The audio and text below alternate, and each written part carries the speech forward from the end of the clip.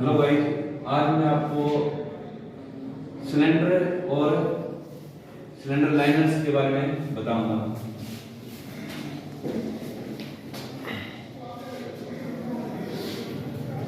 Engine के अंदर cylinder block का मुख्य भाग होता है। सिलेंडर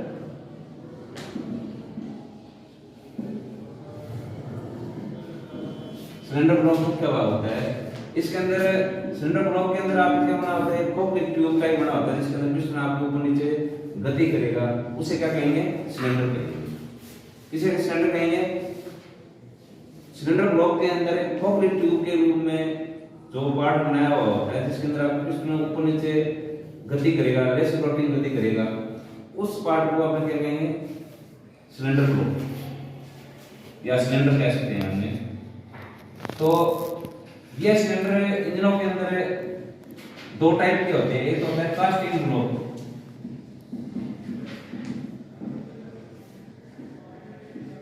और दूसरा होता है इंडिविजुअल।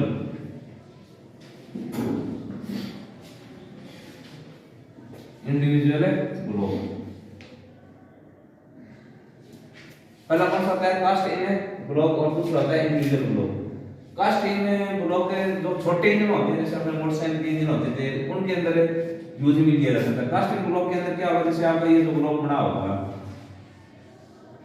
ब्लॉक के अंदर आपका जो सिलेंडर बना हुआ होगा, वो क्या होगा, जब इसको डालते हैं, डालने के बाद में इसको कास्टिंग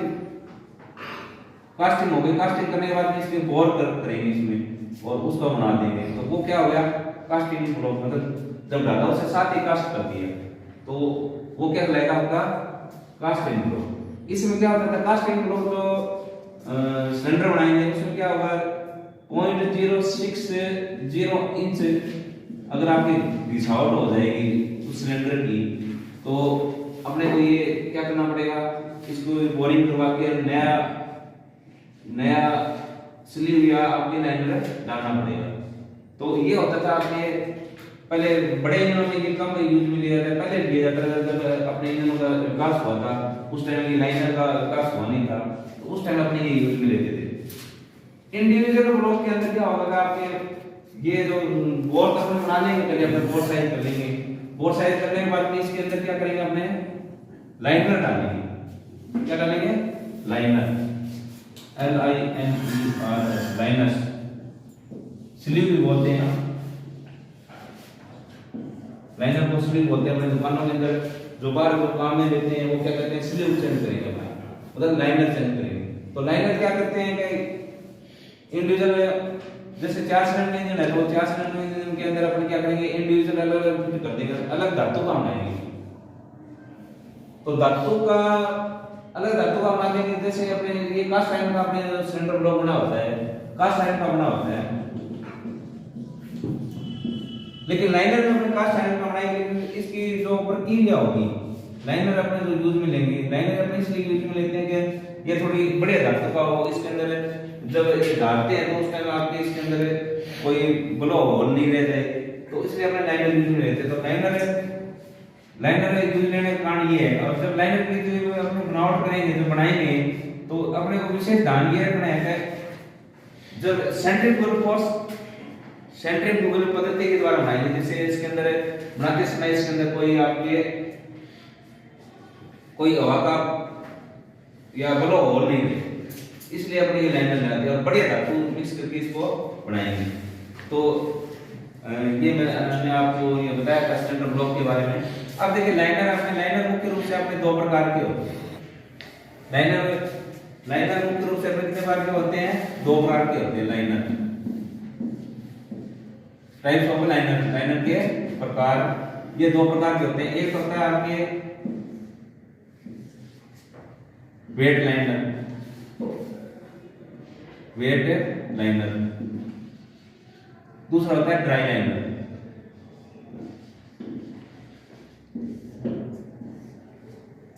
अब देखिए अपने वेट लाइनर के बारे में पहले अपने पढ़ेंगे। वेट लाइनर आपके किस बार के इंजन में लगाए जाएंगे। वेट लाइनर जैसे ये अपने ये लाइनर बना दिया मैंने आपके,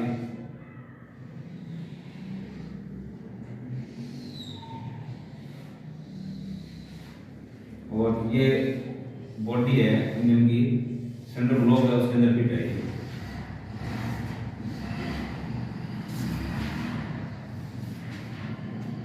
तो जब ये फिट है तो इसके अंदर चारों और अपने वाटर जैकेट बने हुए होते हैं। इसके अंदर क्या बने होते हैं, ब्लॉक के अंदर वाटर जैकेट बने होते हैं। तो इसके डायरेक्ट अगर पानी की बाहर की व्यवस्था है, इसकी जो बाहर की वॉल है लाइनर की, बाहर की जो दीवार है उसके अंदर डायरेक्ट पानी रहता है। इसके अंदर डायरेक्ट बाहर की व्यवस्था होती है, उसके बाहर इस टाइम में आपके डायरेक्ट पानी का संपर्क रहता है। इस बार के लाइनर को अपन क्या बोलेंगे, वेट लाइनर। क्या बोलेंगे, वेट लाइनर। जैसे मैं आपको ये दिखाता हूँ, ये वेट लाइनर है, ये 4 सिलेंडर इंजन का निकला हुआ है, तो ये वेट लाइनर,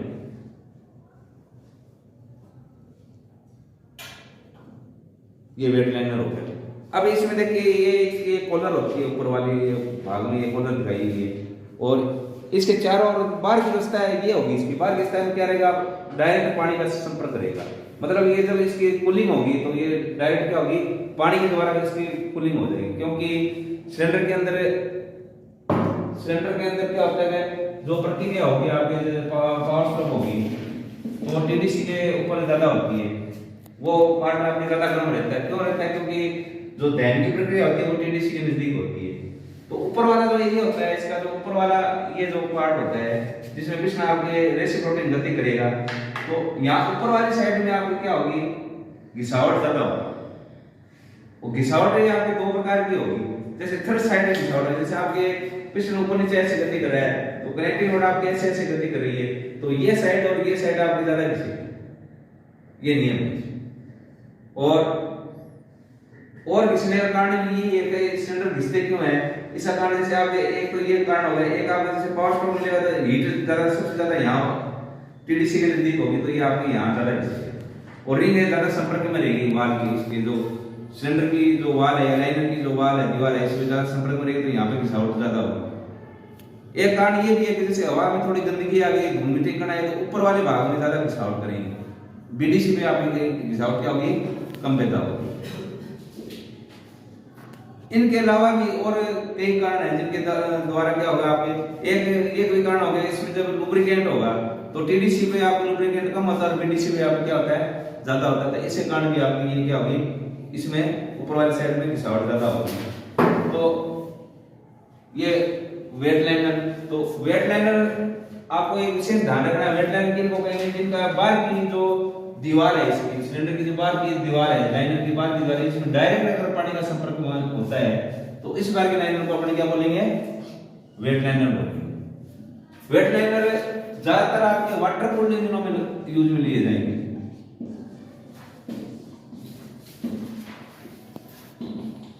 किस बार इंजनों में यूज में लिए जाएंगे, वाटर कूल्ड इंजनों के अंदर यूज में लिए जाएंगे वेट लाइनर। तो वाटर कूल्ड इंजनों में यूज में लिए जाते हैं, तो इसमें वाटर जैकेट बने होंगे, आपके वाटर पंप लगा हुआ होगा, और ये चीजें इसके अंदर लगी होगी जो इसे कूलिंग करने का है। और उसमें जो पानी डालेंगे वो कूलेंट मिक्स करके इसमें पानी डालेंगे, तो वो इसमें यूज में लेते हैं। लेकिन इसको फिटिंग करना आसान होता है। जैसे आपके ड्राई लाइनर में बड़ी कठिनाइयां होती है, तो इसको फिटिंग करते हैं तो ये कॉलर का विशेष ध्यान रखना होता है। ये कॉलर होगी, जैसे मैं यहाँ पे आपको बना के दिखाता हूँ, प्लान के रूप में दिखा रहा हूँ, एलिवेशन के रूप में दिखा रहा हूँ, डायरेक्ट साइड में या इसके अंदर यहाँ रिंग डली होगी, रबड़ की रिंग डली होगी, 1 या 2 हो सकती है। ये तो इसमें ये खराब होगी, यहाँ पे आपके रबड़ रिंग डली हुई थी, यहाँ पे ये जो लाइन दिखाई दे रहा है, यहाँ पे आपके रबड़ रिंग डलेगी, एक यहाँ पे डलेगी, तो 2 रबड़ रिंग डलेगी। जब इसको अपने इस ब्लॉक के अंदर फिट करेंगे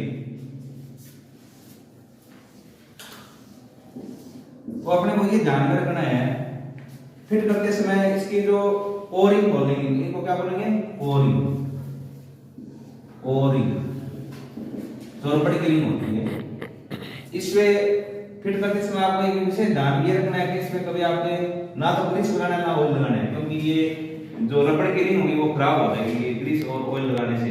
तो इनमें अपने क्या करें, साबुन का पानी मिलाएंगे, साबुन दांत बना के घोल बना के वो पानी लगा के फिर इसमें आप क्या करेंगे, प्रेस करके आराम से इसको फिट कर देंगे। अगर रबड़ रिंग आपको कट गई है, इसे ध्यान रखना है, तो रबड़ रिंग अगर कट गई है तो उसको आपको चेंज करना है, नहीं लगानी है। अगर आपने वैसे फिट कर दिया तो ये जो वाटर जेट का पानी है वो आपके सिलेंडर ब्लॉक के अंदर ऑयल सब के अंदर चला जाएगा और फिर वो क्या करेगा, सलग बना देगा और फिर आपका ऑयल क्या हो जाएगा, आपका खराब हो जाएगा। तो इसके लिए हम फिटिंग करते समय ये भी ध्यान रखना कि जब लाइनर इसके अंदर फिट हो जाए तो इसकी जो ऊपर वाली जो कॉलर है उसकी भी ऊंचाई, जैसे ये फिट कर दिया तो ये कॉलर की ये ऊंचाई, ये जो ऊंचाई है ये भी आपको ऊपर नहीं रहनी चाहिए। ये जो सरफेस है सिलेंडर ब्लॉक की जो सरफेस बनी गई है इससे ऊपर नहीं रहना चाहिए, ना इससे नीचे जाना चाहिए। तो इसके समान करने के लिए इसके अंदर क्या करते हैं, यहाँ पे गोल सिम आती है, पतली पतली पत्तियां टाइप, वो सिम डाल देते हैं। अगर आपके नीचे रहती है तो ये सिम डाल देंगे यहाँ पे, यहाँ से इसके अंदर सिम डाल देंगे, यहाँ पे आपके वो सिम यहाँ डल जाएगी। यहाँ डलने के बाद ये क्या ऊंचाई इसकी बढ़ जाएगी। अगर आपके इसको नापने के लिए अपने क्या करते हैं, स्ट्रेट एज आती है, इस टाइप की पट्टी आई स्ट्रेट एज, तो वो पट्टी रख के फिर डाल के इसमें अपने मापने की ऊंचाई इसकी समान रहनी चाहिए सिलेंडर ब्लॉक के अंदर, ना तो ऊंचा होना चाहिए ना नीचे। अगर आप ये कॉलर ऊपर रह जाती है तो ये क्या करेंगे, जैसे अपने सिलेंडर हेड के नट बोल्ट टाइट करेंगे तो ये क्या करेगी, ये आपका हेड टेढ़ा हो जाएगा, हेड क्या हो जाएगा, टेढ़ा हो जाएगा। तो ये आपको विशेष ध्यान रखना जब अपने लाइनर की फिटिंग करते हैं। एक बात का ये ध्यान रखना, एक अगर नीचे रह जाती है तो ये कॉलर अगर आप ये सिलेंडर ब्लॉक के अंदर डालते हैं तो ये नीचे चला जाता है, ये कॉलर नीचे चली जाती है इससे, तो क्या होगा, जैसे किसी आपके रेसिप्रोकेटिंग गति करेगा तो ये ऊपर नीचे होगी और इसको क्या कर देगी, खराब कर देगी, आपकी हवा कंप्रेस नहीं बनेगा। तो ये इसे ध्यान रखना है। तो ये आपके क्या हो गया, वेट लाइनर। फिर आता है आपके दूसरा आता है ड्राई लाइनर। वेट लाइनर मेरे हिसाब से समझ में आ गया होगा। अब देखिए ड्राई लाइनर, ड्राई लाइनर में क्या होता है, जो ड्राई लाइनर होगा वो क्या होगा, आपके ज्यादातर एयर कूल्ड इंजनों में काम में लिया जाएगा, एयर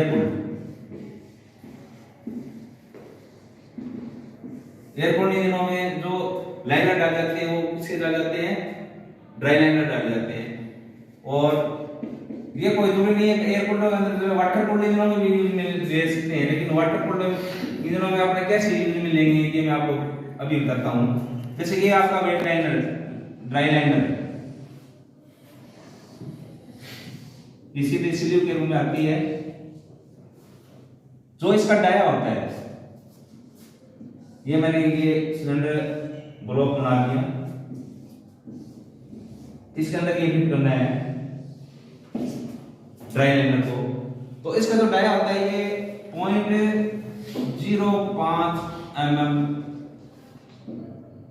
या आपके इंच में 0.002 इंच, ये साइज इसका लाइनर का बड़ा होगा। इस जो ब्लॉक के अंदर जो आपकी जगह बनी है जिसके अंदर फिट होगा उससे ये साइज क्या होगा, बड़ा होगा। तो बड़ा होगा मैसेज आपने जैसे वेट लाइनर को डायरेक्ट आपने प्रेस करके फिट कर रहे थे वैसे फिट नहीं होगा ये। तो इसको फिटिंग करने के लिए आपने हाइड्रोलिक प्रेस मशीन काम में लेंगे जिसका प्रेशर कम से कम आपको 2 टन होना चाहिए, 2 टन प्रेशर से इसमें डालेंगे।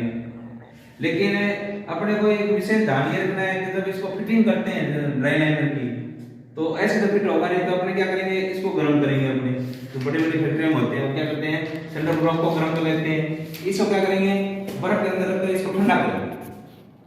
तो धातु का ये गुण होता है कि जब ठंडा करते हैं धातु क्या हो जाती है, स्कूल जाती है, तो इसका थोड़ा डाया कम हो जाएगा, फिर इसमें डाल के अपने आसानी से फिट कर सकते हैं। ये इसकी फिटिंग करने की विधि है आपकी ड्राई लाइनर। तो ड्राई लाइनर माने आपके इसके अंदर फिट हो गया सिलेंडर ब्लॉक के अंदर, ये फिटिंग कर दी, ये ड्राई लाइनर आपके। और यहाँ वाटर जैकेट बना हुआ है, और यहाँ वाटर जैकेट मैंने कहा था आपके वाटर कूल्ड इंजन भी हो सकता है, लेकिन इसका इनसे ध्यान में ये रखना है इसकी जो बाहर की व्यवस्था है, बाहर किस तरह ये होगी, इसकी बाहर वाली दीवार इसकी ये होगी, तो इसके डायरेक्ट संपर्क में नहीं होगी। यहाँ पहले बॉडी आपकी क्या बनी होगी, सिलेंडर ब्लॉक की बॉडी बनी होगी, यहाँ की बॉडी बनी होगी, यहाँ आपको पानी हो सकता है इसमें।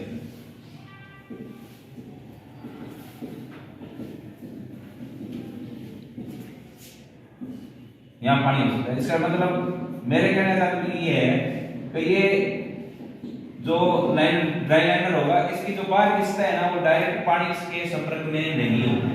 उन लाइनरों को हम क्या बोलते हैं, ड्राई लाइनर। अगर डायरेक्ट पानी के संपर्क में ये दीवार से, ये मैंने आपको वेट लाइनर बताया था, ये इसकी बाहर की दीवार से डायरेक्ट पानी के संपर्क में होती है, तो ये क्या करेंगे, वेट लाइनर। तो ये इस टाइप का लाइनर नहीं होता। ड्राई लाइनर में बाहर ये जो होती है ये डायरेक्ट पानी के संपर्क में नहीं होती। लेकिन इनको फिटिंग करना इतना आसान है जितना अपने ये वेट लाइनर जो फिट करते हैं इतना आसान है, इतना आसान नहीं है। इसको हाइड्रोलिक प्रेस के द्वारा प्रेस करके या ठंडा करके इसको फिट डालते हैं। ये अपने को ध्यान में रखना ड्राई लाइनर के। और इसके अंदर ड्राई लाइनर के अंदर इसकी फिटिंग करने के लिए एक इसका स्क्रू जिग आती है, वो स्क्रू जिग के द्वारा इसको फिट करते हैं। इसको निकालना भी बड़ा कठिन है।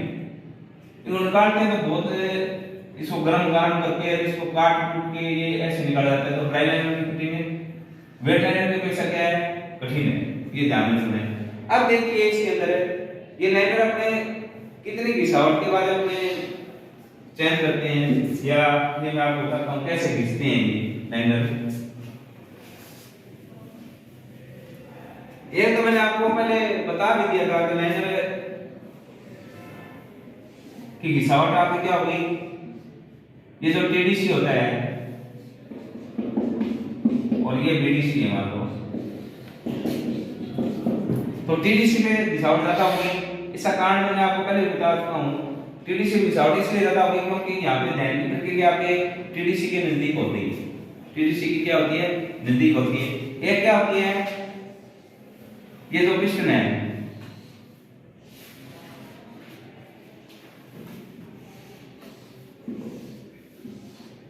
ये रिंग डली हुई है मान लो, तो ये रिंग इसके अंदर चलेगी। तो ऊपर वाले जो लैंड है ये लैंड हो गया आपको, ये लैंड हो गया, ये लैंड हो गया, ये पिस्टन लैंड बोलते हैं इसको। ये लैंड वाला भाग कभी इसके सिलेंडर के डायरेक्ट संपर्क में नहीं है।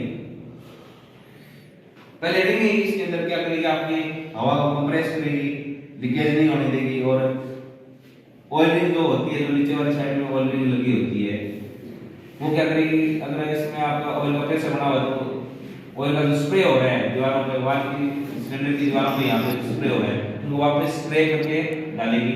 ये इंजीनियरिंग कार्य है। तो इसमें आपके दो प्रकार की घिसावट आती है। एक तो क्या होगी, जैसे ये थर्ड साइड में ज्यादा घिसावट होगी। जैसे मान लीजिए आपका पिस्टन है, इसमें ऐसे गति कर रहा है, ऊपर नीचे गति कर रहा है, तो ये साइड और ये साइड ये घिसावट ज्यादा होगी। क्योंकि इधर साइड में जो जैसे पावर सप्लाई के अंदर शक्ति मिलेगी तो वो घिसावट क्या होगी, आपकी इधर वाली साइड में थोड़ा झुकेगा कनेक्टिंग रोड के द्वारा। ये कनेक्टिंग रोड है, इसके द्वारा झुकेगा, तो ये साइड और ये साइड है आपकी घिसावट ज्यादा होगी। तो ये ध्यान रखना है। एक ऊपर वाला जो पार्ट है ये नहीं घिसेगा, इसको रिज बोलते हैं। इसे क्या बोलते हैं, रिज। ये देखिए आपको दिखा देता हूं मैं, ये आपके काली पट्टी टाइप दिखाई दे रही है, इसको क्या बोलते हैं, रिज, लाइनर रिज बोलते हैं। ये नहीं घिसते क्योंकि यहाँ तक पिस्टन की रिंग नहीं आएगी। ये पिस्टन की जो रिंग है ना, फर्स्ट रिंग जो कंप्रेसर रिंग है, ये यहाँ तक पहुंचेगी नहीं। तो कभी भी आप जैसे लाइनर घिसा हुआ है तो कभी आप नई रिंग डालें तो ये ध्यान रखना, रिज को कटर के द्वारा काट के, रिज कटर आता है, रिज कटर के द्वारा काट कर फिर डाल दीजिए, या फिर आप लाइनर भी चेंज कर सकते हो। तो ये आपको विशेष ध्यान में रखना, आपको ये बात है रिज। अब देखिए इसमें मैंने आपको दो प्रकार की घिसावट बताई थी। एक बताई थी टेपर घिसावट और दूसरी है ओएलटी।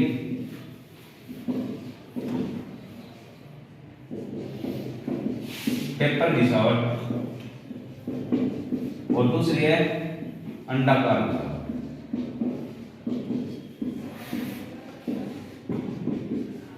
दो प्रकार की घिसावट होती है इसमें। टेपर घिसावट है, पहले टेपर घिसावट अपने समझिए। जब पिस्टन ऊपर से गति करेगा तो टीडीसी पे ज्यादा घिसावट होगी। ये तो आपको मालूम है क्यों होगी, क्योंकि यहाँ पे लाइन प्रक्रिया ज्यादा होती है। बीडीसी पे क्या होगी, कम होगी।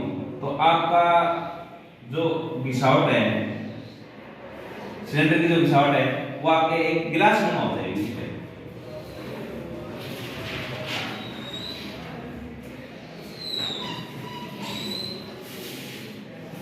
मतलब अपने यहाँ पे टीडीसी पे इसकी माप लेंगे और यहाँ इसकी माप लेंगे, तो ये गया इसका घिसावट का ज्यादा हुआ, ये नीचे जाते जाते ये क्या हो जाएगा, होता जाएगा, कम होता जाएगा। ऐसे माप लेंगे सेंटर से एक्सेस, मान लो ये एक्सेस है, ये वाई एक्स है, तो एक्सेस अपने ऐसे माप लेंगे तो क्या होगा, यहाँ पे घिसावट आपके ज्यादा है, यहाँ पे आपकी घिसावट कम है।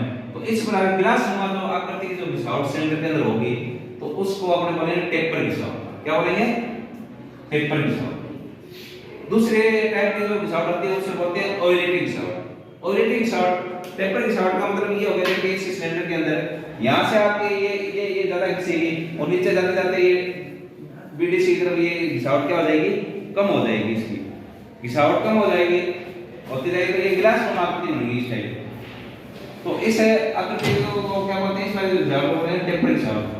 एक देखिए आपके इसके अंदर जो घिसावट होगी, जो सिलेंडर के अंदर या लाइनर के अंदर जो घिसावट होगी, ऊपर वाले टीडीसी के लिए ज्यादा घिसावट होगी, ये थर्स्ट वाली साइड में ज्यादा घिसावट होगी, ये थर्ड साइड होगी और ये थर्ड साइड होगी। मान लो पिस्टन आगे से नीचे गति कर रहा है, तो नीचे गति कर रहा है, रेसिप्रोकेटिंग गति कर रहा है, तो ये साइड और ये साइड ये घिसावट ज्यादा होगी। और ऊपर वाली साइड में ये घिसावट ज्यादा होने के कारण आप अगर इसकी जो माप लेते हैं, अपनी घिसावट माप किस उपकरण से मापते हैं, सिलेंडर बोर गेज से मापते हैं। ये ध्यान रखना आपको, सिलेंडर बोर गेज,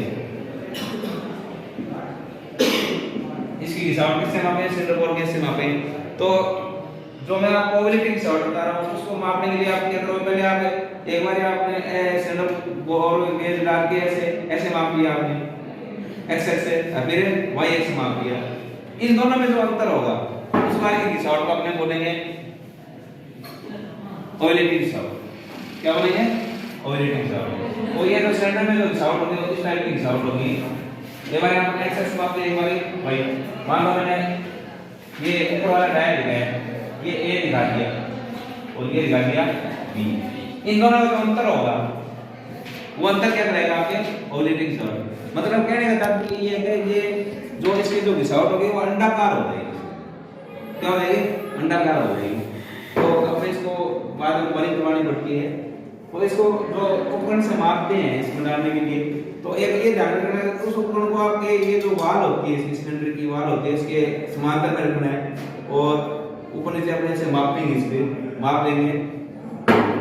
तो इस बार का पहले आप टीडीसी पे ले लेंगे, अपने क्या ले लेंगे, टीडीसी पे ये ए मान लिया, ये डी मान लिया, और फिर बीडीसी पे ली इसकी माप। इसी प्रकार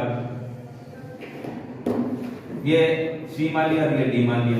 तो ए और बी में अंतर है और सी और डी में जो अंतर होगा तो ये क्या कहलाएगा, आपके ओइलेटिंग घिसावट। तो मेरे हिसाब से आपको समझ में आ गया है ये सिलेंडर लाइनिंग के बारे में। धन्यवाद। ओके।